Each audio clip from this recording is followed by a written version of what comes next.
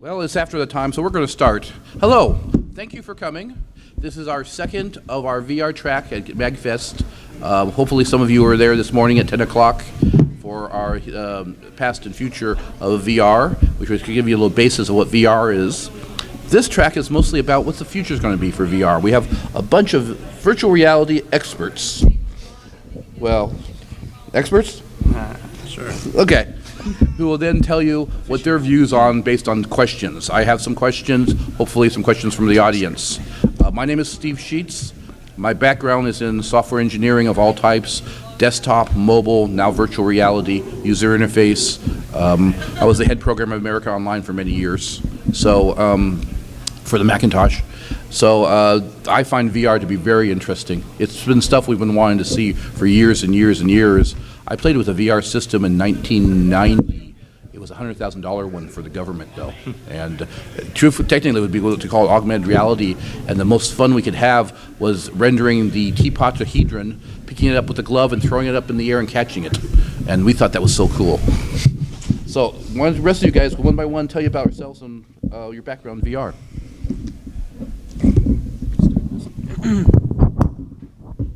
All right. So my name is Joey Cathy. I'm the founder and chief experience designer at Capital Interactive. I first got into virtual reality, as in put the headset on. I think it was back in 2014. It was a hackathon at University of Maryland. And it was this super simplistic game called Goomba Smash that somebody had pieced together in like a couple of hours. And there was a Kinect. You lifted up your leg and you jumped onto a Goomba and you smashed the Goomba. It was a pretty fitting name.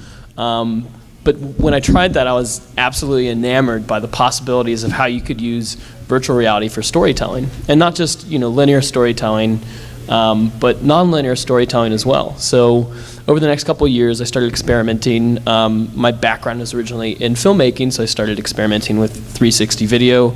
Eventually got into more interactive stuff, and today I'm working on virtual reality and augmented reality applications and 360 videos in the education and training space. We do a lot of work with like corporate clients, and we've recently started to do some work with the State Department using virtual reality and augmented reality as a tool for public diplomacy. And then also I've got some really cool passion projects that I'm super psyched to eventually get to work on. But yeah. Excited to be here.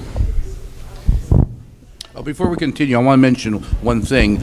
Most of the panel people here, because they are members of the DC VR, which is a meetup group that meets every month in DC, and we now have a new charter group that meets in Virginia. So if you're interested in yourself, please go on Meetup and come join us. We did one in August. Yeah, I wasn't sure. That's not continuing. That's just a one-time one. Are we going to have more in Baltimore? We'll continue to do some events with There's a Baltimore group, Be More VR. Yeah. January 23rd, I think is the next. Joey's in charge of the DC one. I am in charge of the Virginia one. Yep. My name is Jeff Ronowitz. I am the founder of VirtuFact Consulting, which is basically just me at this point. But it grew out of a lot of side projects where I was basically pro bono helping different institutions and understanding some of these technologies. Background is in education, more specifically museum education, and my first introduction to it was, the lowest level of 360 photos documenting archaeological site to preserve the context of the different sites, and has grown most recently into working with the United States Postal Service on some projects with Joey and Rob down there to create educational content. Which, when you think about United States Postal Service and virtual reality, right? So if they're doing it, everybody should be doing it. So more low-level development in terms of working with that like Unity and whatnot, but the understanding of what this technology will be for education specifically, and the excitement around that, but more importantly, the research that's surrounding a lot of the technologies is what my interest and passion kind of lies around. Jeff, we just accidentally answered the first question on my list. So sorry. So why don't we have you ask the question too? What was your first VR experience that convinced you it's great? Tilt brush. Working in multidimensional space and being able to create anything and then walk through it, scale it, and then what it's become and what it will become was kind of the big one. Next. My name is John Nelson. I'm president of Computation.com Incorporated. I've got 37 years of experience under my belt in a variety of things, from avionics to enterprise software development to game design. I started off with game design when I started playing Doom back in the early 90s, and I got into level design and modding of the Doom engine. And one thing led to another, and I got into Blender and Unreal Engine and Unity and all kinds of other technologies for building new worlds, virtual worlds. But these were all virtual worlds on PCs and Macs, so they didn't have that virtual reality immersion. My first experience with virtual reality, it's hard to pin down. It might have been at one of the DC VR meetups, or possibly with Steve Sheets in his basement Vive environment. Hard to say, but I'm definitely all in now, because the hardware has progressed to the point where virtual reality is no longer cumbersome or painful to use, but it's truly becoming immersive and enjoyable.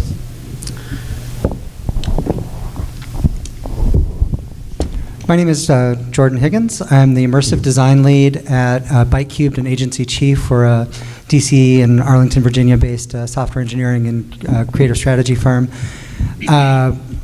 We've been a Microsoft, HoloLens, and mixed reality agency partner for about 2 years now, so we were actually part of their Delta class before they formally launched the program, to kind of help learn how to create these high-quality, performant experiences that, more than anything, deliver value and really comes down to not making people sick. I think that's a sort of prime directive. But right now, one of our flagship products is called Pregame Prep. It's a training and simulation tool designed for NFL and college football teams. Currently, the Baltimore Ravens are actually helping us evaluate, along with a couple other teams. But it basically, uses this mixed reality approach to do the standalone computing that can help people visualize plays and then perform better on the field. So it leverages our data science capabilities, our machine learning capabilities. It's really like where, this modality of computing, where does it really start to take off? I think my first experience, I'm going to go back to the 90s too. My first experience with VR that really made me kind of see the potential. I started out playing Doom and things like that, and then I came across VRML, the virtual reality markup language, which was a very early attempt to kind of do for VR design what HTML did for text markup. And I came across an online community called Alpha World, which was very, very much like an early Minecraft. Like you could build these very primitive 3D worlds. And I was just this kid learning how to like hack stuff together in Southwest Virginia, and I was building my mansion in this vast virtual world. And at the time, you could people's avatars would float by, and they were very, very simple looking. But this avatar just kind of floated by and came down and started talking to the person. It turns out it was this research scientist from Sweden, and it just kind of hit me. I was like, wow, I'm made this connection and had this just really incredible conversation about this new technology and new way of interacting with somebody that I would have never ever come across otherwise likely. And that's really, then I went and tried Dactyl Nightmare, because I was hooked on what it would be like to actually experience it and be like Tron-like.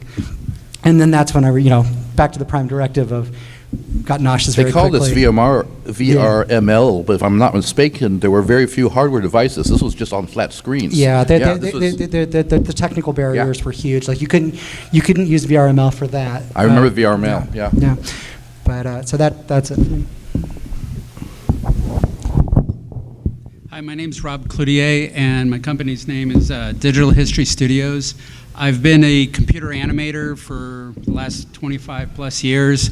I started in 3D Studio DOS Release 1. I worked for about 12 years in the games industry. I worked on Sid Meier's Civilization 4 and several, thanks. Thank you. And several other titles. Lesser projects. Other lesser projects. Other lesser projects. Like Sid Meier's Railroads and Pirates, and yeah. So I worked about 20 games or so, and so I did mostly cinematic animation for them, and I've been a freelancer for several years, focusing mostly on historical projects, recreating history with animation and VR. And about 3 years ago, I went on a tour of Jamestown, and I met Jeff over there. And he showed me a Google Cardboard, and I was hooked. And that was my first exposure, so thanks, Jeff. And so I started going to the Baltimore VR, the Be More VR event, and I saw somebody with a big camera rig, complicated camera rig for capturing 360 video. And I asked them to send me a frame of it, and I saw there was equirectangular projection. I was like, I can render this. I can do cinematics for this. So I started building pieces, doing a 360 reel on top of my standard reel, and started getting freelance gigs in the VR space, doing a combination of cinematic 360s and also doing real-time models for projects as well. I worked on a big project at how many people have been to the museum in DC? So there was a VR exhibit on the Berlin Wall with a Vive, so I did all the 3D assets for that project, and that was a really fun project to work on.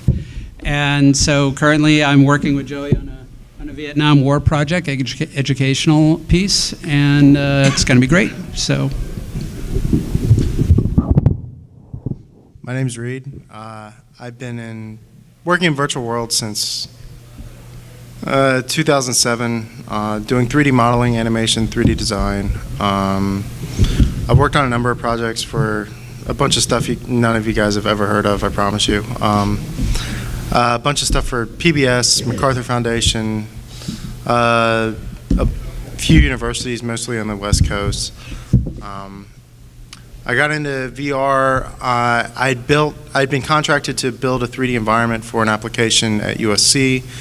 And I actually got to go out there and see it.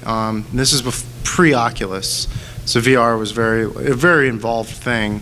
But I remember putting the headset on and then looking around, and then it took me a few minutes to realize that the environment that I was in was the one that I built, and I didn't recognize it because I hadn't seen it from that perspective before, even though I actually made it myself. So I think that was probably when I was hooked. A few years later, Oculus DK1, DK2 came out. My wife got me into the DK2. That was pretty awesome.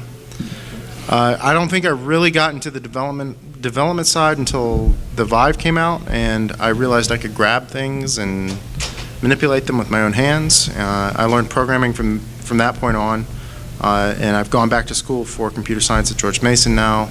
I'm working on a couple of personal projects. One's like a 3D blocks, like imagine you're the size of a toy on a table, and you can pick up the blocks and build stuff out of them, climb up into it and stuff. That's what I've been up to lately. I'm really sort of trying to be the unicorn who can do the 3D art and asset side of things and the development side of things. So that's what my personal aspiration is right now. But yeah, that's it. Okay, thank you. Let's start with the questions. The format is going to be, I'll bring a question, some of our guys will answer it, any feedback from the audience any further on, and then I'll ask a question from the audience. One of you will present a question. Most of the guys have had these questions before, so they have some time to think about it, but yours will be taking them off the, no chance to think of it prior. I found it very interesting. I'm going to pick this question first, because I found it very interesting that none of us talked about the first experience was a game. Now, in general, to make an application, you usually need a platform has to have its own killer app. And it's very rarely games. Like in the past, the Apple II was made by VisiCalc for spreadsheets. Adobe Desktop Publishing is what made the Macintosh. In order to have a platform to become real successful, you have to have an app that people will say, I've never been able to do that before. What's the VR app that you see that can do this? Or do you, obviously we haven't had one yet, but do you think of anyone in the future that will?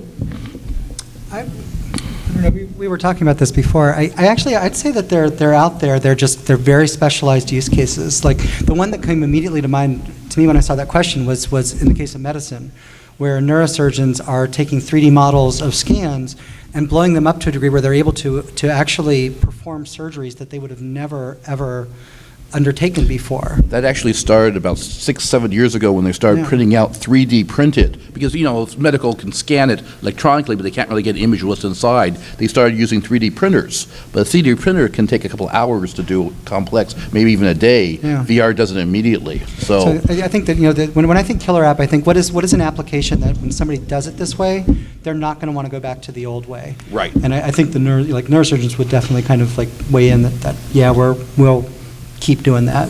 Anyone else? Yeah, so I kind of want to piggyback off of that just a little bit. I mean, you hear killer app, and I think really the thing to keep in mind is that killer app really only pertains to a consumer market. And I would argue that, kind of like what Jordan was saying, is that there's a lot of killer apps out there. They're just very industry specific and very niche. Virtual reality as a tool has already found its place. Walmart ordered 17,000 Oculus Go's last year for training. And I would say that they found that training was their killer app for that, if they were able to invest that much time and energy and effort into building this sort of application. As far as consumer applications go, I think it's really a sort of difficult balance, right? I would argue that Apple really kicked off the sort of smartphone wave by combining a lot of utilities into something and then marketing it really, really well. Virtual reality hasn't really come out with any utilities just yet that are so game-changing or that combine so many different things into one that people are really compelled to go out there and buy them. I think the Oculus Go was really the first headset that was affordable enough for people to sort of get behind and say, yeah, I could do this, and my friends could also do this, because that price point is really, really appealing. However, the applications on a consumer level that I would say people would be incentivized to go out and get a headset aren't really available for Oculus Go. It's the Beat Sabers, it's the tilt brushes, the ones that are really fun to do, and the ones that are fun to do with your friends. So I think a lot of that will change in 2019 as we start to see more and more standalone headsets that have these 6 degree of freedom capabilities. But until then, it's still going to be a balance of practicality and limited immersion. We all love the Oculus Go, but it's really a viewer. It's not an editor. Actually, if I could just do one quick market research question. How many people here have an Oculus Go? Not that many. That's They're like expecting 3 more more. hands than I actually was expecting. How many people have done VR before in this room? There we go. Yeah. How many people have a Vive? How many people have a PSVR for PS4? That's the number 1 hardware out there right now. There's more of those than anyone else, excluding iPhones in a box and everything. But the standalone device, the PS, and the very first AAA game that's gotten top 10 rating, Astrobot, last year was a major success. Steve, I'm ready to weigh in on this one. Please. In order to be a killer app, you have to have people to use it and make it a killer app. So I would say that collaborative environments, chat rooms, document sharing, work collaboration, or collaboration of any kind would be the killer app. It wouldn't be one killer app, but it might be a genre of sharing. But how does this involve virtual or augmented spaces? Virtual and augmented spaces would make that collaboration more intuitive, more compelling and engaging. So it would facilitate the collaboration more than it would be the killer app in itself. Okay. Audience, what do you have? Completely different question. You popped your hand up. I've heard you talk about it, but maybe some of you aware, I don't know if any of you are aware, a few months, you heard of the Rebate Center at University of Maryland, College Park? It's a giant 9 floors, total lab and classroom building dedicated to virtual reality. Right. Yeah. We've heard about, no, I know details, just announcing. But it's opening in a few months. It's a major facility. Yeah, they're doing some very, very cool work, with that, and then across the different colleges, and they're doing very, very forward-thinking work there. Yes, but is that using VR, or is that intended for VR research? Because the two things are different. Oh, it's probably research. It's Okay. a university building, yeah. Well, let me tell you, that was the first question. Let me just go over here, and then we'll go back to the odds. We're going to go back and forth, okay? We're throwing out terms VR, AR, and MR. They do love their abbreviations. We used to call it artificial reality. That was the very first AR. But nowadays, is there really a big difference between MR, AR, VR? And what do you think is, do we going to see that more of merging in this in technology when you have devices that can do both, or are you going to have a distinction still? What do you guys think about that? I would say that the differentiation really is all about marketing. Yeah, like Windows really likes to use the term mixed reality, HTC and Oculus, they're virtual reality, and then a lot of times when people talk about augmented reality, it's either with the HoloLens or with smartphone-based augmented reality. For me, they're all sort of falling under virtual reality in the sense that you have virtual objects and digital objects that you're either projecting into a digital world or into your actual world. So, yeah, it's just they're just used to market things differently, I would say. There's hyper reality too. I think those would probably maybe have a different standpoint on this, but from the outside looking in, when you create these 3D assets and this content, you can use it across, MR, AR, VR. So I tell folks all the time, from an accessibility standpoint, not everybody can do VR, but you could have an augmented reality experience where you use the same content developed for VR and use it with AR or MR in some cases. I think VR and what has happened from a research standpoint with VR is a very different outcome than what's happened with AR and MR, simply because with VR, it's a fully immersive experience that's building its entire success around presence, right? It's about the idea of believing you're there in this environment fully.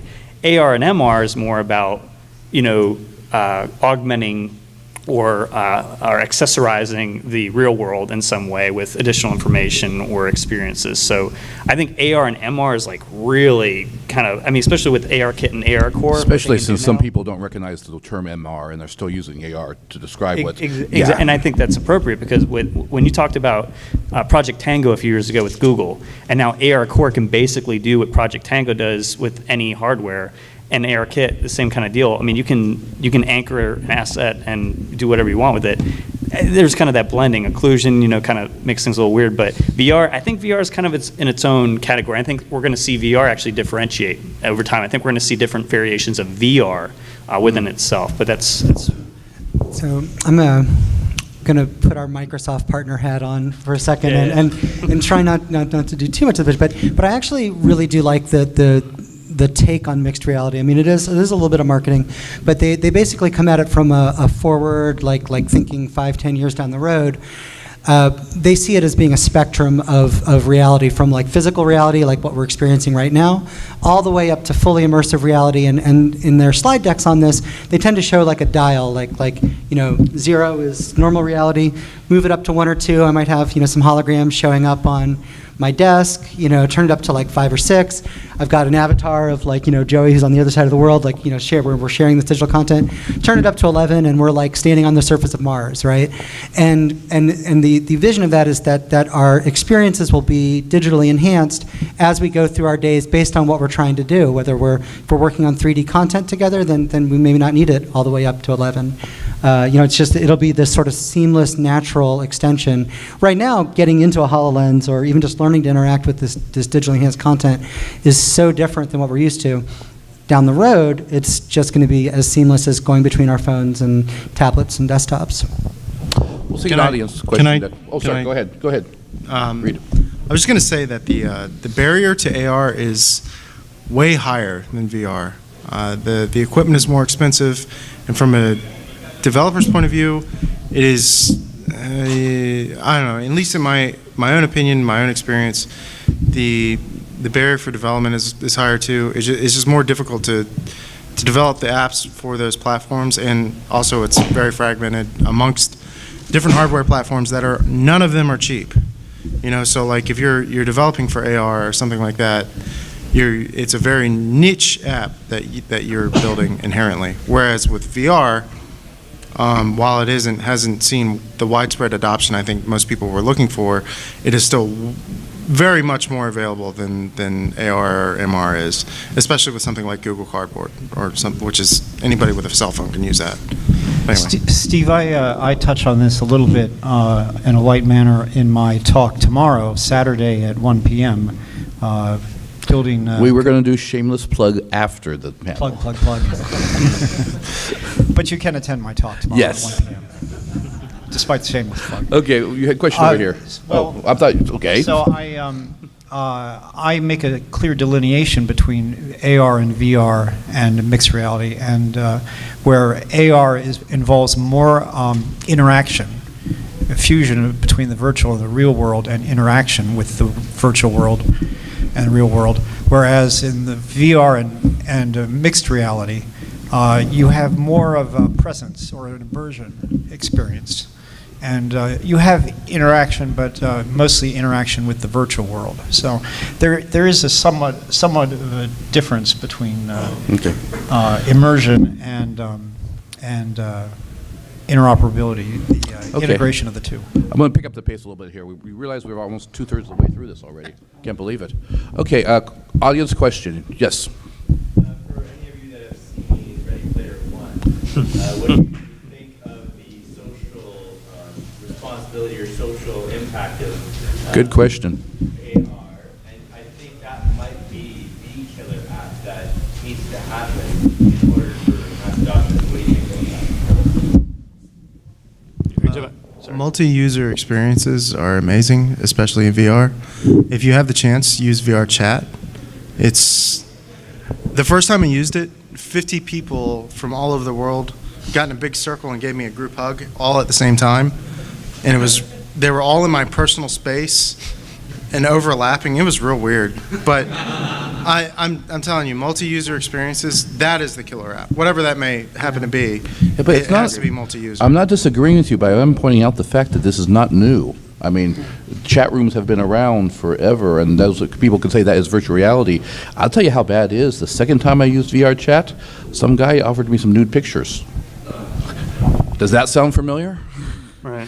That's problems we had in the old days of AOL, okay? So is that going to be new, or is it just the same old, same old?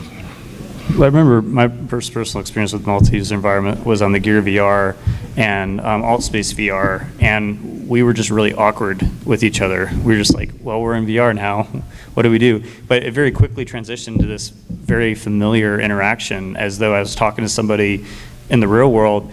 And as the technology progresses and we get these more photorealistic, we get the eye tracking where it tracks your eyes, we get, additional tracking features to really mimic what a natural interaction would be without, going in uncanny valleyville or whatever. I mean, we are a very social species, so it makes sense that if we can translate to a virtual environment, we'd want to go there more often, but we also don't want to turn into like WALL-E. So, It's the same application, just more intuitive and more human. Let's bring us up to the next question, okay? Let's go to that one.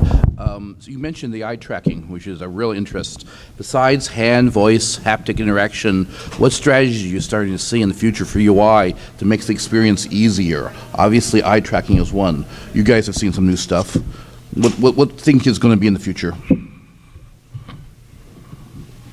We're going to be wearing haptic suits?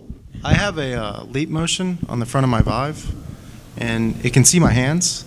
So I've gone into like Unreal or Unity and just put a bunch of physical spheres or something in front of me and slapped them around. But I really feel like eventually at some point that tech will catch on. I think right now it's like too obscure to really want to build an application for a headset with the leap motion sensor on the front of it. But I feel like that combination is too good for the major powers that be to ignore forever, and it really is pretty amazing. Just the first time I put on a VR headset, I put my hands out expecting to see them, and it wasn't until I got the leap motion controller that I could actually do that. So I really feel like as far as like user experience, UI goes, that will probably be somewhere in the future, and people will be using it. I would agree with that. And I wanted to add, so I think hand gestures and voice also. Voice is very underused. It should be Voice is- used more. Right, and so, I mean, you've seen how big these voice assistants have gotten in the past couple of years, the Alexa, the Google Assistant, Siri, all those kinds of things. And I think those will all be sort of integrated in addition to having some sort of hand tracking. And speaking of Magic or Leap Motion, I was reading somewhere that Apple has now tried to buy Leap Motion twice. Yes. But the founders were kind of rude to them, so the talks fell through. So I think a lot of the big companies also see value in that. Actually, along those lines too, Google actually just announced something yesterday about basically a direct threat to Leap Motion. That's like their own libraries to do those sort of hand gestures. And along those lines too, and it kind of ties into your question as well, one of the things, the most interesting demos I saw was basically avatar facial expressions, was using sort of like a forward-facing camera that mapped your facial expression to your avatar. So getting those levels of, right now avatars, I mean, I go all the way back to the 90s to that Swedish scientist that just kind of floated by. We had a great conversation. We looked at 3D stuff in a way we hadn't seen before and then floated on off, right? But like it was very flat affect, right? Like, I mean, this was a sphere and a rectangle and that was it. Once you start to bring in more human characteristics, gestures and facial expressions and things like that, then that's going to really open up that more natural means of communication. And real quick, just to add, since we have a short time, if you want to get a great read on the research associated with a lot of this, Jeremy Bailenson at Virtual Human Interaction Lab, pretty much all of the research is online. You can do a deep dive through that. Or he published a book this last year called Infinite Realities, which is a crash course in a lot of the really great research around avatars, especially. Just to add to that, there's been brain studies done that show that the brain reinforces itself when multiple senses are in play, and it's called cross-modal, as opposed to just each individual sense serving some purpose. The brain reinforces its conclusions by taking all of the senses into account. There is a peripheral that we plug on that gives you smell, but I think I'll pass on that for a while. The old smell-o-vision. Yeah, the smell of the It actually exists. Okay. Audience question? Sir. I know a lot of studios these days, both in animation and film, are taking in VR to add to their production. I just wanted to ask what your thoughts on that, and is it crossing the border of dimensional space? Could you repeat the last part of your question? Just what are your thoughts on animation and film studios taking in VR to add to their pipelines? And is it coming to the point of diminishing return? Well, No. when you're doing New animation horizons. and you're doing it's two-dimensional animation, you are rendering it in 3D, and then you decide whether or not I'm going to release it as a 3D, glass system, or am I going to use that information and put it into a VR game? So the data is there; they can do whatever they want. They still have the problem that certain percentage of people get nauseated of VR. There's a certain percentage of movies where it really doesn't add anything to the movie experience. If the movie experience is about the characters, Joey's probably more experienced about this than I am about this, it really doesn't add and it distracts. The only movie I've ever seen 3D in VR, 3D in real life that was worth it was Avatar. Not Airbender, the other one, the good one. Do you have any movie? You can see the effect of actually having 3D for both VR and movies, and. So is your question more so is it worth it to do VR for a traditional movie studio? Is that sort of what you're asking? Yeah, just to ask you generally. Yeah. So it's a tough sell, right? Because like we said, the consumer market isn't really there entirely. So what you'll see a lot of times is that virtual reality tie-ins are used more so for promotional and marketing purposes, where it's cool, it's flashy, they're using it for experiential marketing. Maybe they have a pop-up in a movie theater to kind of go along with it. But in terms of monetizing that content for consumers, no, it's not super practical. So I don't think that you'll see like a huge trend, or you haven't seen a lot of film studios really adopt it just yet. The production for 360 video isn't significantly different than traditional video production, so the threshold for learning that isn't too difficult. So you could have somebody on staff who is already a video editor pretty easily learn it.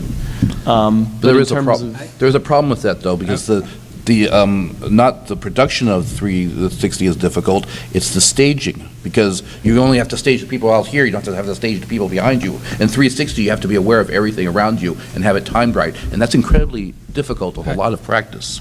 I would like to add, I've worked in the museum space with VR, and you got to think of the logistics. If you're going to show a VR experience at a movie theater, you got to have somebody working that technology, and that movie theater has to be willing to pay for that person. Because you want to make sure no one steals it, make sure that it's sanitized, make sure no one breaks it, how to train people using it. There's a lot of logistics in any kind of public viewing of interactive VR, or even if it's 360 at a movie theater.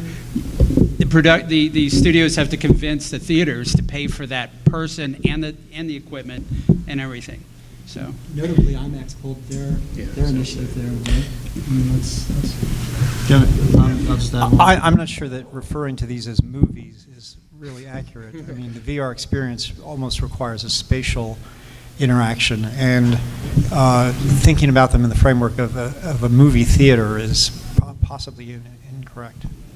I know that Epic, who makes Unreal Engine, Fortnite, all that, Gears of War, they and I mentioned this in our last forum, but for some of the like cutscenes for Fortnite and stuff like that, I don't know if anybody here is familiar with Unreal Engine, but it has an actual VR mode where you can just turn it on and put your headset on, and you have not all of the tools of the editor, but enough of them, where you can go into your environment and build your environment however you want, and in virtual reality for the game that you're building. It's pretty amazing. It's kind of crappy at the same time. It doesn't really work that great.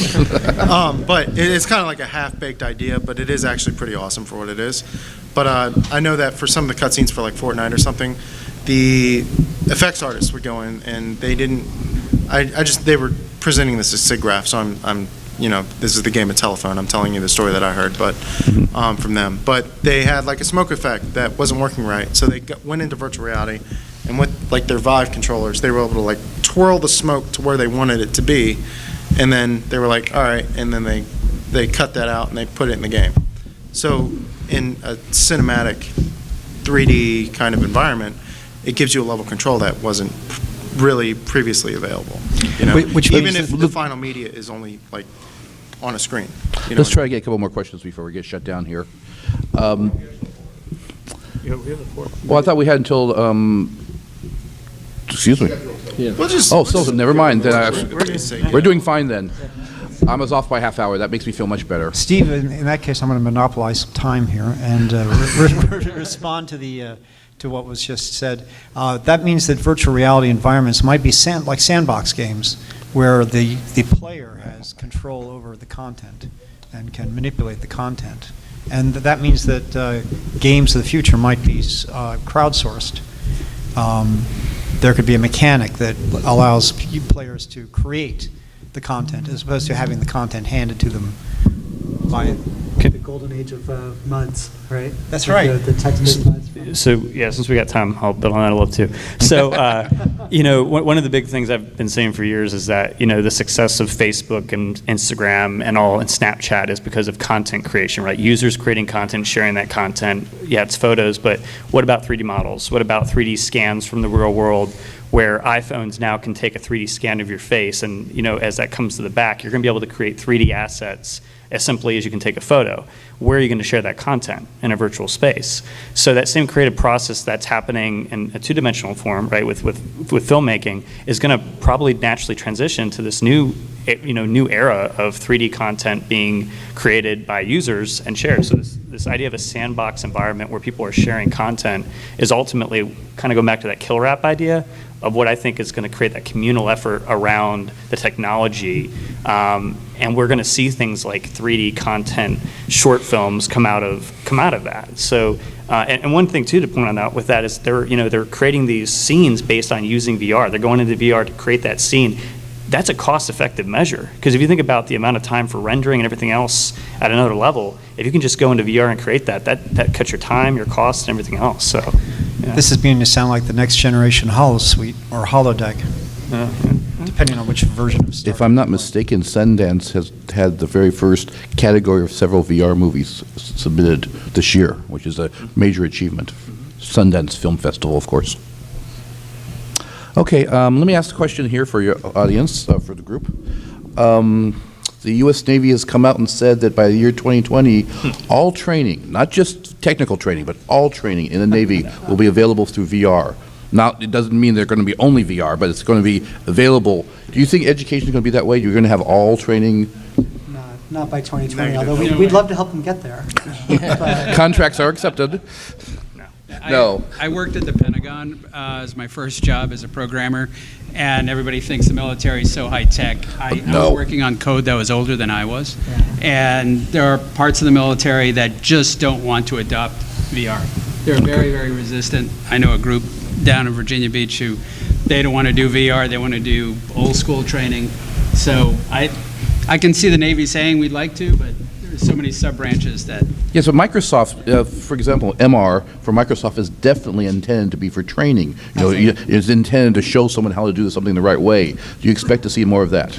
So I was in the Army for a while, and I can't see them doing VR AR just for this, like, solely AR VR. That's not, that will never happen. Of course, but But as an augment to real life training, like if you could, the thing about VR and AR is like you can show somebody how to do something, and they will go through the motions of actually doing it, and they will get it in muscle memory in a way that just in the Army a million years ago, I went through plenty of like web apps, I guess you could say, for training, and I don't remember a thing about them. But if you had put me in a virtual reality environment and said, this is how you operate this particular piece of machinery, whatever it may be, maybe you're just like PMCSing a vehicle or something like that, you would learn it in a way that you would remember intuitively.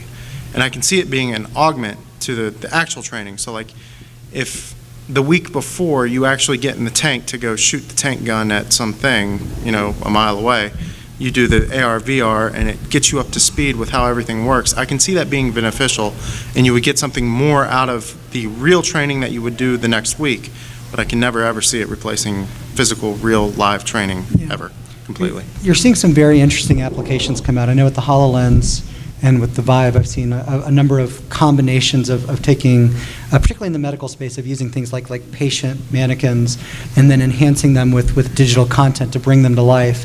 But to simulate the environments. I mean, the Army and all the military branches are very big on experiential training, on recreating as much of the mission space as possible and making it feel and smell. Like there's a whole like sub community around that you know, trying to recreate the smell of like airplane fuel and getting it into a virtual training space. I mean, so I think you're going to see that mixed reality mode, and as you know, devices like the HoloLens get lighter, more ergonomic, you know, easy, you know, lower cost to scale across an enterprise, you're going to see that mixed reality approach to training, I think, take off much faster than fully immersive training.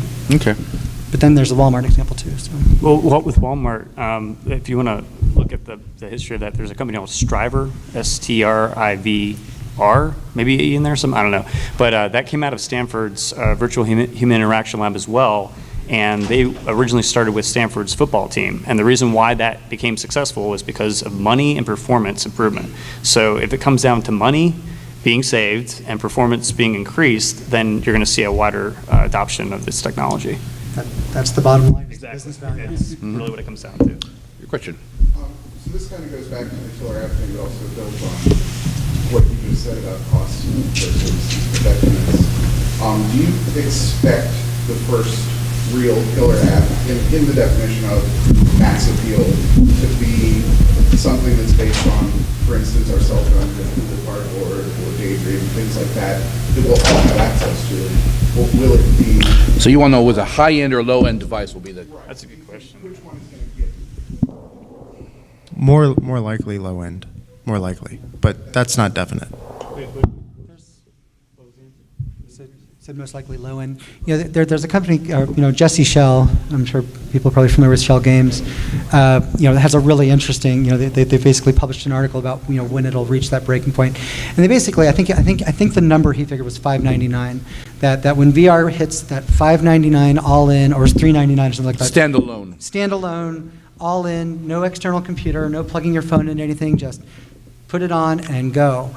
That's about the point. You're not going to need a $1,200 computer. You're not going to need, a $3,000 no warranty HoloLens. Like that price point is where they see a lot of adoption happening, which is why I think a lot of us are pretty excited about the Oculus Quest coming out next year. Yeah.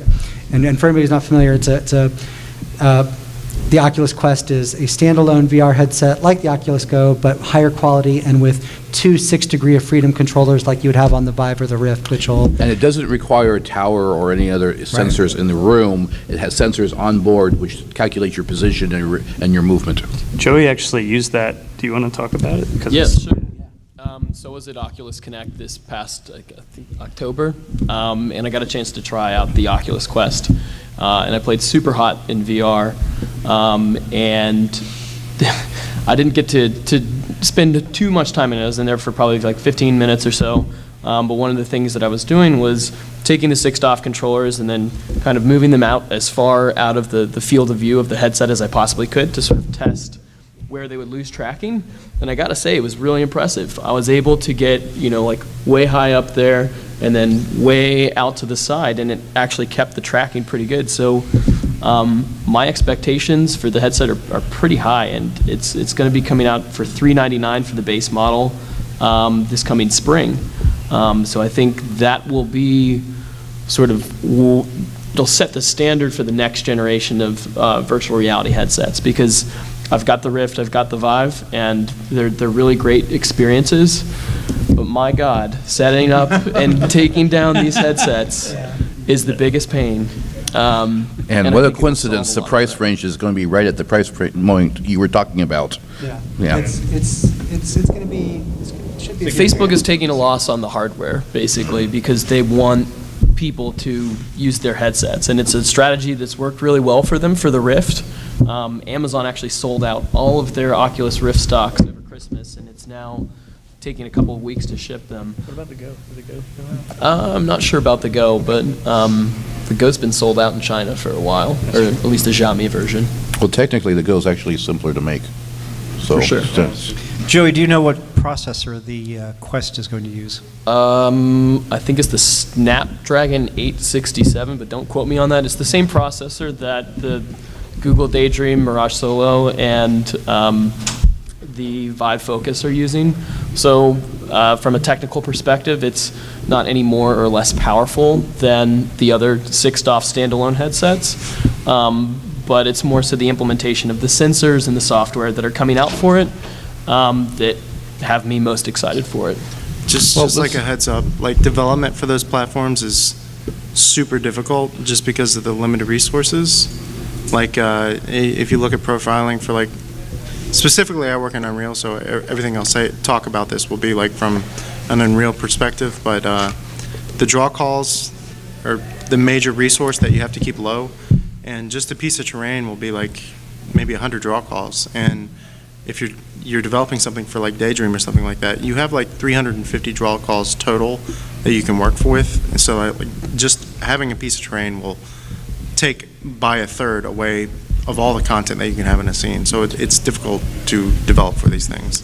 So one of the things that the Oculus developers were saying at Connect was that you can develop a game for the Oculus Rift and be really lazy about it and still come up with a really good game that runs pretty well. You're not going to be able to get away with that with any of these 6 DOF standalones. Negative. Because they're using smartphone processors from last year, essentially. And in doing so, they're able to cut costs significantly, but at the same time, there is that trade-off for performance. So it's sort of they also have a trade-off for performance because it's a mobile device and you have a battery. That means that you have to have those low-powered devices. Yeah, the Oculus Go has only got like 2 hours worth of battery life. You can expect about 2 hours or so on any of these standalone headsets. Yeah. People are pulling a lot of performance out of these devices. The the wizardry that people are coming up with as these devices start to become more widespread. Basically, as the users go, as the audience is there, people start to get really, really creative with Well, the limitations. let me ask a question about performance, okay? This is a new question. Pimax is about to release, supposedly, their 8K.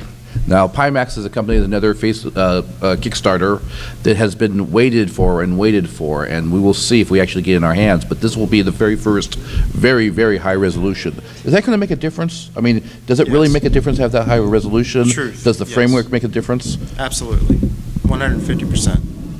It's not More just- as much resolution as you can get. And- Always. And the field of view. So I've got one of these on order. I've actually gotten 2 emails from them, so now I'm worried because I told them where to ship it, and they said, where should we ship it? And I'm like, hopefully the same You place. look up vaporware in the dictionary, and their logo's next to it. We'll see. The reviews, if you've been following Pimax, they've been around for a bit, but the 8K has now been downplayed, and now most folks are actually converting to the 5K plus. And there's people who've done and I'm not even joking, 2-hour-long reviews on YouTube about the intricacies of this device. So there's a lot of interest around it. But the field of view is what I'm most excited about personally because of that level of immersion. I'm not expecting this God device of sorts, but I am expecting, based on the comments I've received I've in discussions and forums and everything, it's a game changer. Whether or not it's going to be something that's scalable is another question, but the idea of once people go into this, they say, I can't go back, that's a pretty big indicator of what FOV means for I'm going to be devil's advocate. Is it that important for field view? And I'll tell you why. Because a lot of people, apps, in order to reduce nausea, will gray the edges on the field view. Only while moving. Oh, for moving, yes, for motion, for motion. If you guys haven't noticed before, when you move around in a VR app, a lot of times they teleport you or they move very slowly. It's because mechanical movement or real fast movement, about 10%, 15% of everyone in the world gets nauseated, badly nauseated, and making their users sick is a bad idea. So I mean, basically, I'm kind of predicting with it that when people see it for the first time, it's going to be seeing VR in a way that they haven't seen it before. I think the field of view is huge. Like the sense of immersion when you're not looking through binoculars versus something that's outside your or closer to the limits of your vision will be huge. But then I think the people will rapidly get into that trough of disillusionment again when they realize, it's expensive, it's still hard, it may be heavy. Like it's a first-gen device which is going to, it's setting the example of where the industry's going. Right. But it's not. I think you're right. See the gentleman over here. He seems to. I'd like to comment on the performance impact. Yeah. So one of the other reasons why they limited the speed and movement, being able to rotate your camera very fast, right, even faster than a mouse, perhaps, it ends up dropping the frame rate right. significantly. Yeah. After we drop those assets. So they limit the camera move speed so that they don't have the frame hits, so that you don't get nauseated by having a frame drop or lag and latency. And one of the things that we're working on right now is actually frame interpolation. Right. So if you have a accelerometer on your headset and you move your head a little bit to the left, it's actually already trying to draw that frame even and try to predictive rendering. Okay, I'm going to draw the next 10 frames in that direction ahead of time because I think I'm going to need them, and then discard them if not needed. So that's another big impact of the upgraded hardware in the headset. That's kind of how a lot of the networked first-person shooters worked. They interpolated where the player is moving based on his motion and momentum. There's also a technical, you probably know this, there's a technical term for the progressive degrading of resolution to the periphery. And then as you move the point of view, it substitutes more high res. There's the level of detail you're talking about. Well, the level of Foveated rendering. sorry, what was that? Foveated rendering. I think that's it. Foveated rendering. Yeah. It's a word made out of an acronym that's really weird. But it's basically the old level of detail, but only referring to which direction you're facing. But Your stuff on the side, you don't have to render as much. Your periphery is rendered at a lower resolution. Exactly. Right. Games and VR are all about tricks. There are all kinds of little tricks that they play to get more performance and better resolution and better performance out of the. Just so you know, John Carmack, he's the CTO at Oculus, and he also wrote all of Vid's games like, Doom, Quake, all those. He's pretty much a god in the 3D computer graphics industry. There you go. He's been quoted as saying at one of the Quake cons, I don't remember which one, you'd need a 36K resolution display to have one-to-one parity with human vision. To give you an idea of where, our 2K or 4K or 5K plus screens are at in the Pimax, and that's top of the line. That's, you need a six-pack of 2080s to run it, you know what I mean? But does everyone need that? Acceleration curve, though, is, the rate at which this technology is evolving, though. Yeah, it's going up. It doesn't sound as impossible as when he first said that. Well, we're still, down here. We need to be up here. Okay, question? Do any of you have any speculation about mixed reality headsets that Apple might be working on? I better answer that one. Okay, Apple has a lot of patents, and they're doing a lot of research and a lot of doing. I was at the Apple conference in June, and I was standing in and watching a interview of the VP of Apple VR and AR. And he was asked about this type of thing. When is Apple going to be getting the VR? And he says, I can't talk about anything, which is a standard Apple answer. He says, and the guy said, well, your card here says you're the VP of VR and AR. And AR, you're showing ARKit. What about the VR? Well, that's pronounced with the VR silent. Don't expect it, don't hold your voice. They are not going to announce it. Any leaks in Apple have been, I have a long time, I used to work at Apple twice, I have long-time friends there. I can tell you stories about, they do not leak. So you won't know about it until they're ready to announce it. We can't even speculate about that. What's it fun in the back of a car?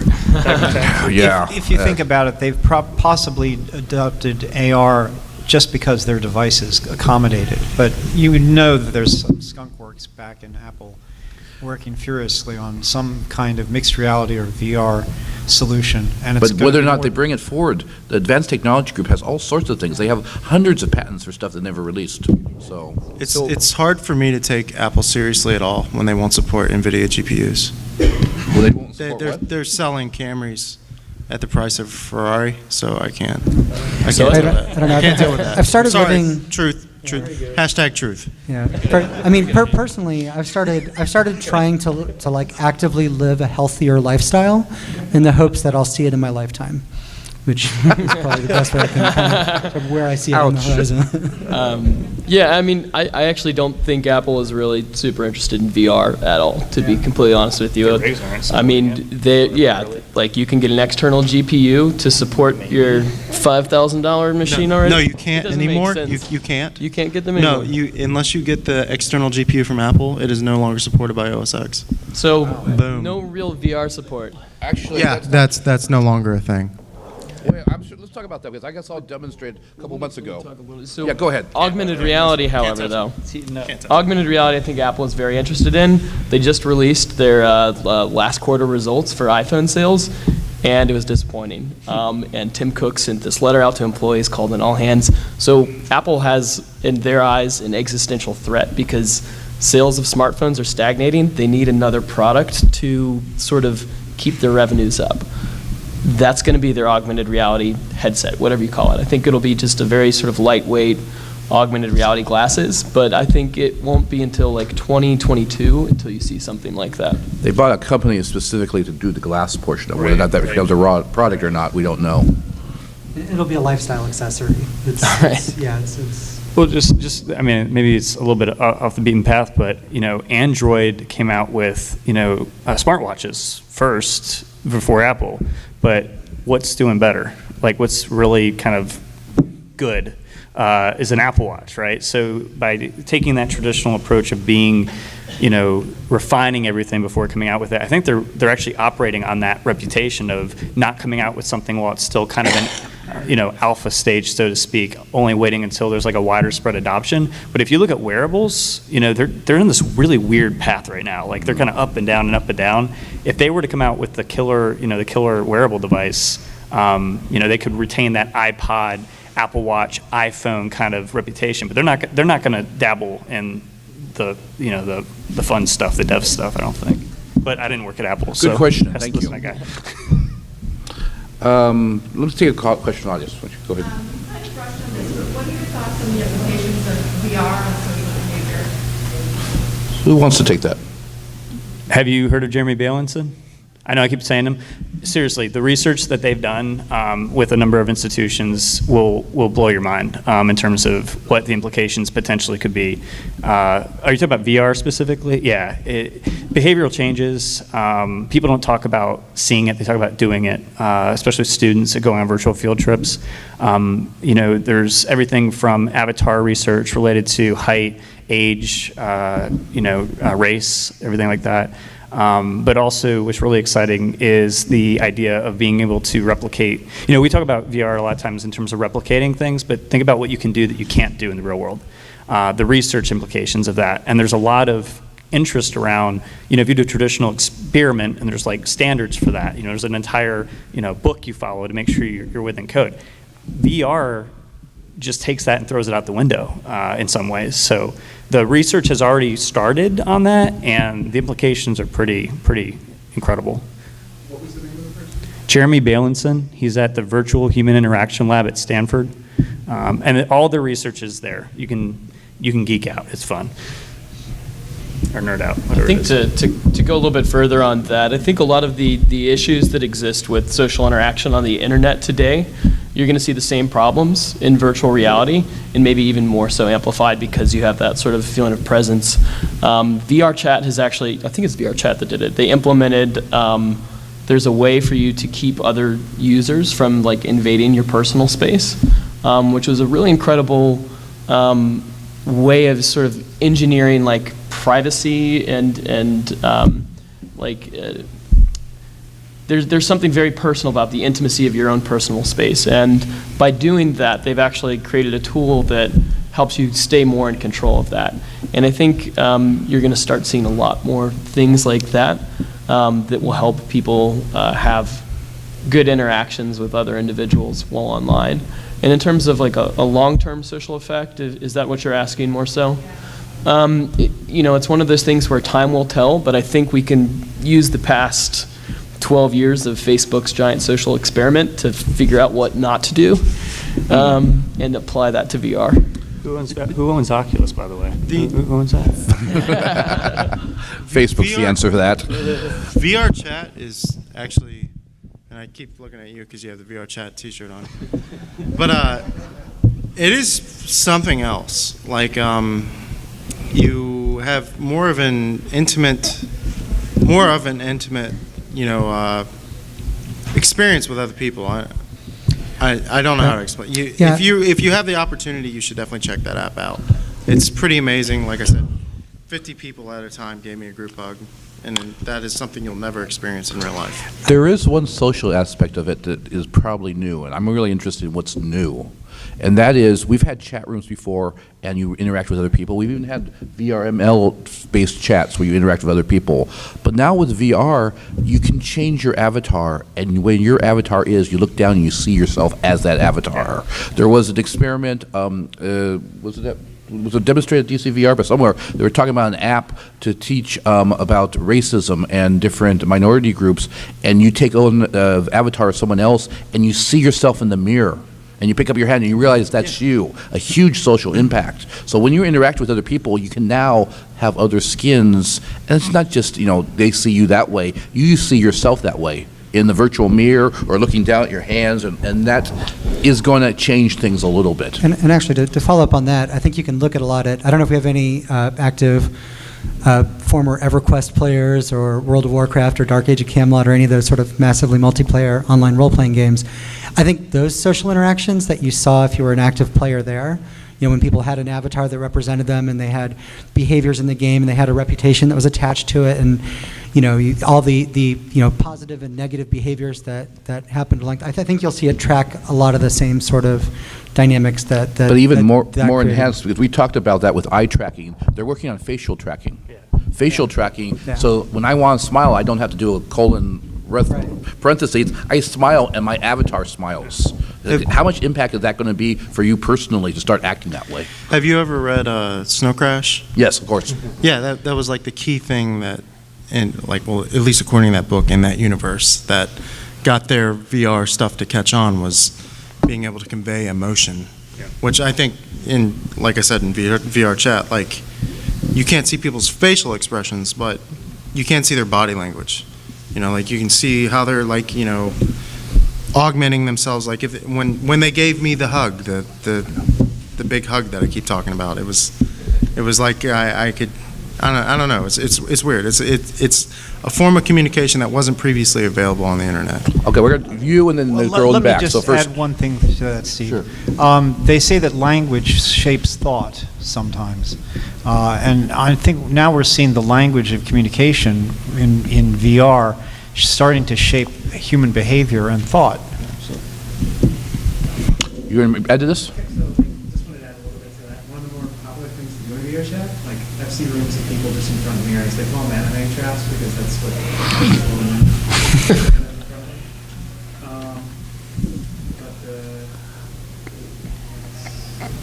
but the thing that kind of caused VR chat to blow up initially was they started. As in explode popular or explode bad? Okay. Was they added like animation overrides to the controller, so you could control facial animations. Yeah. That blew everything up. It went from like being a few hundred to like thousands, almost in like a month. Really?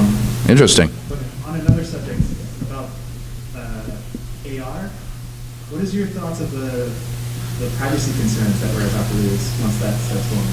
What privacy? Oh, I'm sorry. What do you guys think? So there's something really interesting that's going on right now. The way that Google is doing multi-user AR sessions is that it builds like a shared sort of augmented reality cloud mesh of the area that you're in. And then after that gaming session, or whatever you want to call it, is done, they delete it. I think one of the things that I hear touted about a lot is like who's going to own the AR cloud, right? Who is going to own the sort of geometrical like shape of things? So how can you enable really accurately tracked augmented reality experiences? That's a great question. Is it going to be geofenced? I think that consumers are going to be the ones that have to decide what they want to allow and what they won't. And I think eventually it will probably be regulated by governments, but yeah. There's going to be a lot of different subnets, if you will, in VR, a lot of different subclouds, I think, based on your tastes, based on your interests, geographical location, like virtual private networks. A lot of people are thinking one of the more popular AR uses will be graffiti. You go someplace that other people in the past have left stuff. Well, that's fine until you start having too much graffiti. It either gets erased, or you say, okay, give a graffiti that relates to Pokemon, or a graffiti that relates to my interests. So we're going to see some, not just subnet physical location, but also interest location. Virtual accessories, like I have a virtual dragon's tail that you can only see if you've got the right app on your device, you know what I mean? Yeah, I think virtual hair highlights. Along those lines, there's argument, that it could give you more control, but really, I think it's just, I think of this as just another form of computing. Yeah. It's similar to your phone. It's the very similar issues. It's just different, features and capabilities. When it comes to your phone, you have control of it. Like if I'm carrying my phone, Right. AR, the whole point of it is it captures your environment. So I could be sitting on a bus, don't have any visual technology on with me, but I could have 20 different companies know exactly my emotions, how I'm feeling, how I'm If you choose to give them. With computer vision, though, all you need is a camera in the environment somewhere else, and they'll have that same data. I mean, it's, and you have less control. I don't think over this is a VR specific question. Yeah. Now, the girl in the back's been very patient. I want to get her question, okay? So, a bit of my doctoral research topic, which is privacy, so I just have to say that there's probably some things we can do with secure multi-party computation if we can make a shared environment. But the question that I wanted to ask earlier is, so social media influencers is a fairly lucrative position these days. Yes. So, what do you guys know about how they're looking to integrate AR and VR? Yeah, so yes, I think Snapchat and Instagram are like the two of the bigger platforms for influencers. Instagram and Facebook have actually have software out now. It's called Spark AR Studio, and so a lot of influencers can actually create custom sort of augmented reality features where it's face filters or makeup styles and things like that. Basically, giving them tools to better market and sell to their followers, whatever it is that they want to do. But I mean, I think that's still sort of like a near-term kind of thing that's going to be happening. I think the trend over the long term is going to be a little bit different in the sense that they will be even more shills than they are now, I guess. Like, like if an influencer is selling you a product, now there's requirements now. It's like you're supposed to say it's like sponsored by X. There's not really any sort of mandates that require you to do so, and it's hard to hold people accountable to that. But I think that that will sort of increase. We are still in the building the tools phase, because we need to make these tools so that the influencers can use them and come up with ideas that we haven't thought of before. I don't think anyone knows what's going on, so the smart bet is to make the tools, not to try to do something. I know I saw some efforts from like YouTube. Has anybody seen the programs where they've been trying to get those tools into creators' hands with I know there's been a lot of work with like YouTube 360 and like trying to get their content creators to transition to 360. Has anybody seen, and audience too, has anybody seen any really compelling examples of someone making that leap from like 2D content creation with video to No, but I've seen a couple papers talking about the fact that the 3D they create is not engaging in 360 because most of them are still used to, here's a camera looking at me, and to have something interesting all the way around doesn't occur. The content they're providing could just as easily have been in 180 versus 360. I did see one YouTube video that came out of the YouTube Creator Studio that was 360. My girlfriend showed it to me. So it was a YouTube channel that did interior design, and they showed off what they were doing in these spaces, what they had changed. They did like a before, after. That was on the traditional two-dimensional end. And when they did it in 360, I personally thought it was really cool because you're seeing the entirety of the space. And depending on, obviously where you set the camera in 360, you have a better opportunity to show off the spatial sort of understanding of the space a little bit more. I think YouTube in general is a forum where people are very vocal with what they like, and so I was reading the comments, and that video, a lot of people wanted them to go back to the two-dimensional kind of way. And I think the issue really is that when you're putting 360 videos on a channel or a medium that has always had traditionally two-dimensional media, there's going to be backlash, right? Most of the people that were watching these videos, I think, did not have a Google Cardboard or did not watch it in 360 or anything like that. So they're not able to fully take advantage of it. So I just want to build on that real quick. So going back to what I said earlier about, user content being created, it comes down to the money. What can they monetize things? So any animators or modelers out there, right, you're going to have a lot of works in the future because you're going to have digital assets you're creating to support, these personalities that are getting paid money for some reason. The idea of, what's her name, Jojo Siwa, is that her name? Am I getting the name right? I don't even know. My niece introduced me to her, and, the whole entire, entity is based on branding. So any way you can continue to build that brand in a digital space, there's going to be digital assets associated with that. And I think it's going to be monetized in a way we've never seen before. Okay, gentleman, the black shirt, I don't think we've asked you. Just wondering, in what ways, and I apologize if you guys talked about this earlier, I think I'm kind of late, but I'm wondering in what ways progression of VR, MR, aid in the development of AI. Which version of, what part of AI are you talking about? I mean, that's not really a thing yet, thankfully. Hopefully, you know what I mean? Hopefully it's not a thing, because then it would be like keeping itself from us, and that would be a problem. I don't know, when you talk about everyone's emotion. Like, based on the reactions that people say, statement, question. You like reading people's body language through maybe Well, that's their machine actions learning. in That's VR? not an AI as much as machine learning, being able to map it, yeah. But as far as I understand, like the major applications that maybe read somebody's body language, they're doing it through video.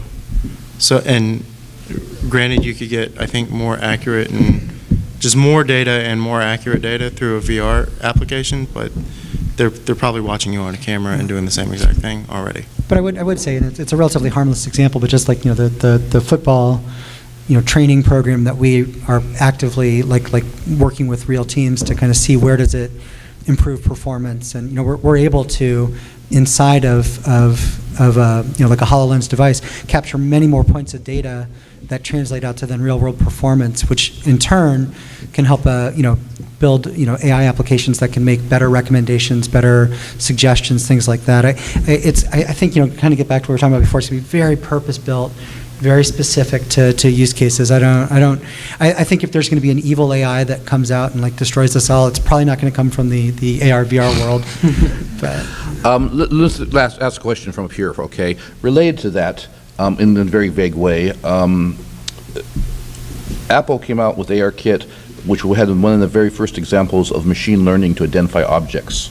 It can actually do what was called AR markers. Before the AR markers had to be something like a QR code, they could actually identify objects, sculptures, playing cards. Is this going to be a big thing? I know that it's in the models for Windows for their mixed reality, but they haven't really gotten there yet. Do you see this being an important part of AR? Oh, absolutely. And I think actually, if you look in the Windows MR stuff, the stuff they're doing with Azure Cloud and cognitive services is very next generation. Like if you just looking at the year ahead, Azure is going to be in cloud services. That's specific to Microsoft, but for Google, the cloud component of it and the ability for computer vision to understand context of a scene and the user's relationship to it is absolutely. It's going to be. I used to call this the Tony Stark from Iron Man and everything, walking around and being able to identify objects. And you can do it two ways. One is GPS location. The other way is to look at it and know that's an ice cream cone or that's someone's car. It's more than that, though, because what you can use it for is data collection, digesting it in a server in the cloud in some manner, and then returning information that's been consolidated back to the user of the AR system and visualized in the Tony Stark kind of way. This would be great for forensics, for data scientists, for science and engineering of all kinds, to have immediate data collection, digestion, and conversion into information. Microsoft Windows uses the example of plumbing of all things. Can you I- actually look at plumbing and it identifies what's the issue with the plumbing and gives you instructions on how to fix it.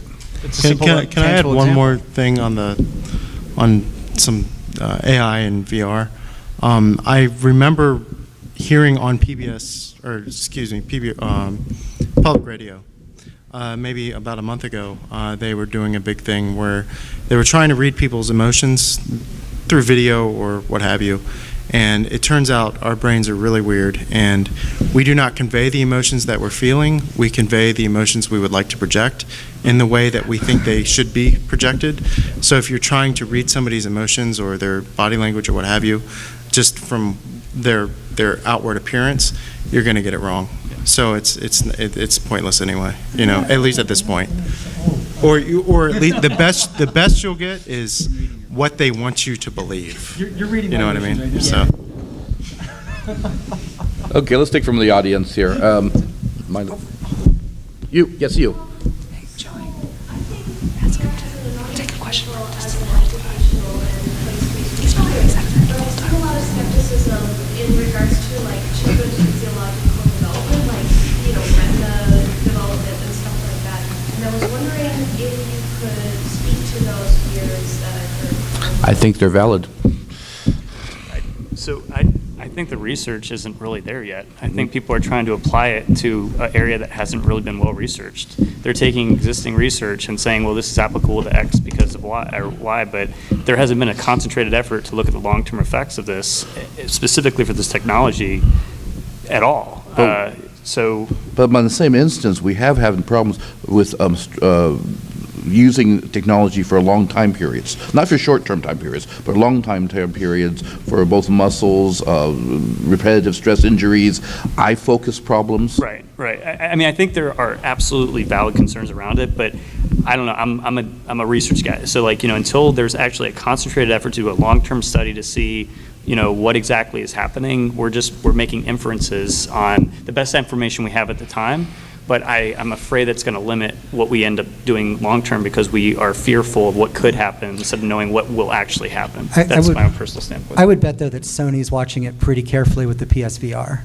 Like, I'm sure the liability issues there. Exactly. Like, Literally watching it. Yeah. Major liability. And Nintendo as well has done a lot of research on 3D and Right. children. Like, for example, the 3DS, when it came out, Yeah. they recommend, I think, is children below 13 years old, they recommended not to use it or something like that. Simply because you're right, like there is that developing, it can have a negative effect on people with developing vision. I know for a fact that Apple did not come out with a desktop machine with a touch screen, even though they could have had the hardware capability and the products to do it for many years, because they were afraid of gorilla arm. They were afraid, people, gorilla arm is the term where you're touching it so much your arm gets tired. It starts getting heavy. It's the reason why you don't have that very often. The iPad supports it, so quite a bit of difference. They did not come out with that product because they were afraid that they would be sued Because of that. And I think the same thing's occurring. Distant worlds, you're on. Forever, man. Yeah. I actually developed several questions, but the one I'm most curious about, I'm actually in AR development, VR development right now. We're at. It's for an engineering firm. And we're kind of working on virtual design and construction. Okay. But we're holding off on buying AR headsets for everybody. We're just using iPads because the field of view is, even though I've actually did some development with the HoloLens and it's fantastic, but your field of view is like here, and you can look up or look left, you have to back up. And what are your thoughts on that? Do you guys have any insights, rates as to whether or not we're going to get a broader field of view with these types of devices in the coming year? Actually, let me modify that question slightly because it matches one of the ones we have on here. We always have the problem of buying now or waiting. Is this a good time to buy this stuff, or should we be waiting for 6 months for it coming out, or a year? Because under that logic, you'll never buy anything if you're always waiting for the future one to come out. So, in general, of all areas of VR and AR. I'll kick this one off. Like right now, you can't buy a HoloLens. They're out of stock pretty much everywhere. Yeah, but what we see, what a lot of the speculation is, and this is not any like inside knowledge or anything, but it's that we do expect to see the next generation HoloLens out at some point this year, and the general expectation is that there should be an enhanced field of view. No knowledge. We're all waiting very anxiously to hear exactly how what the new experience will be like, but I would stay tuned this year for it. I understand it's a whole power thing too, because more displays, more render, and you got to do it twice on the HoloLens. Yeah. I think the iPad is a great platform for augmented reality right now. Basically, a lot of guys, what you were talking about before, is you can build 3D assets and then just move them over. So I'm right now just doing Unity to iPad. I'm like, flip it over to a VR lens. Yeah. And I would say that it's well worth brushing up on Microsoft. Microsoft just released the beta for Mixed Reality Toolkit version 2. So anybody who's been suffering through HoloLens development, like a lot of the things that we've spent hours and hours and hours justifying to our bosses why we're spending so much time on it, now it's built. A lot of it's built in now. Yeah. There's never been a better time to get into it than now with the new version of the toolkit that just came out. So I would say starting to brush up on that now will make it easier to hit the ground running. If you've got everything in Unity, you're a good chunk of the way there. This actually more is in line for the programming talk, which shamelessly plugged now, is going to be on Sunday at 10 a.m. in the morning, and some of the stuff people will be here, different people will be there. And directly related to what you're talking about for resources, not Apple, but Pixar has come out with a new standard for 3D graphics called USDZ. USDZ, okay. And they're trying to be the cut, copy, paste, because unlike previous standards, it includes both the artwork, the skin, and the underlying structure. And they really want all Safari browsers right now, if you find one of those files, bang, it appears right on your desktop. You open it up on your browser, bang, it appears on augmented reality. And so if you start working with those resources now, it will be working in the future. One thing to add too with the whole question you were asking about whether you jump in now or later, I've worked with a few cultural institutions and they have very limited resources, but the argument I always make is in order to know what you can do, you have to start playing with this stuff now, because even if you get next gen technology, you're not going to know what to do with it. And by starting to work with it now, even if it's low level, right? Even instead of it's Microsoft, it's like Project North Star, although good luck with that. Even if it's like starting with the smaller stuff, to understand what is involved and what you can do with it is going to put you in a better position to know what you can do with the next generation of software and hardware advancements. So I'm a big proponent of if you can do it, for sure. And I might be a little, I might be a little off the deep end at this point, just waiting for clues about what's next. But I feel like the more I work with Mixed Reality Toolkit V2, I feel like I'm deciphering things about what's coming next. Yeah. But that's probably not I'm so stable for and reliable. HoloLens V2 is going to be amazing. If you can get your boss to buy it, Yeah. that's way better. If you get your boss to get you trained to use it. You should get it. Well, we're getting close to the end here, so I'm going to ask the final question, okay? Thank you for coming. Please look at the seminar, the listing for other talks we're going to have today and tomorrow. Saturday, full load. This evening, we're going to have a talk for HoloLens, which I believe, who's giving the HoloLens talk? Not me. Yes, down there at the end. You do know this, yes. I'm giving the HoloLens? Okay. No. Oh, wrong person. HoloLens. Okay, what's the most popular use case emerging for VR that you think is going to really change the world? Not going to be mainstream, but the one that thinks is going to catch your attention. Each of you, what's one do you think is going to go, well, wow, we've never been able to do that, even if only one person does it? VR or AR? Either. I'm going to just say patient care. Some of the use cases that we're exploring kind of like more as like side projects, but for people that are in very difficult situations, I think the potential for VR is absolutely transformative. So I think we're going to. I'm going to relate to that with another one for psychology, for folks who are using it to go over fears and paranoias, where they actually simulate it in a cartoon environment to more and more realistic to get them over. I think that's an amazing use of it. What else? So the idealist in me would say education, but I'm also biased. But the realist in me says enterprise. Anything that makes money, again, back to that. Anything that makes money is going to drive it working in other sectors like education. So it has to work, it has to make money first. That's a difficult problem. I go back to the killer app. It has to be adopted by the general public. You need adaptation and acceptance by the general public for it to go through. I would say psychology and medicine are going to be some of the biggest industries that are going to benefit from it. Just for PTSD alone, the government has sunk hundreds of millions of dollars into rehabilitating veterans who suffer from PTSD. Someone can go to a clinician and describe the event that they went through, the traumatic event, and they can recreate it interactively, adding explosions and environments that match. And so the government is, if there's one area of the military that's really pushing it, it's for that. So. Like I said earlier, any killer app or great idea with this stuff will be multiplayer, multi-user in nature and collaborative. I think working on something or manipulating anything in these shared 3D environments is just, that's game-changing, in my opinion. Is that everyone? We missed everyone? Everyone got their...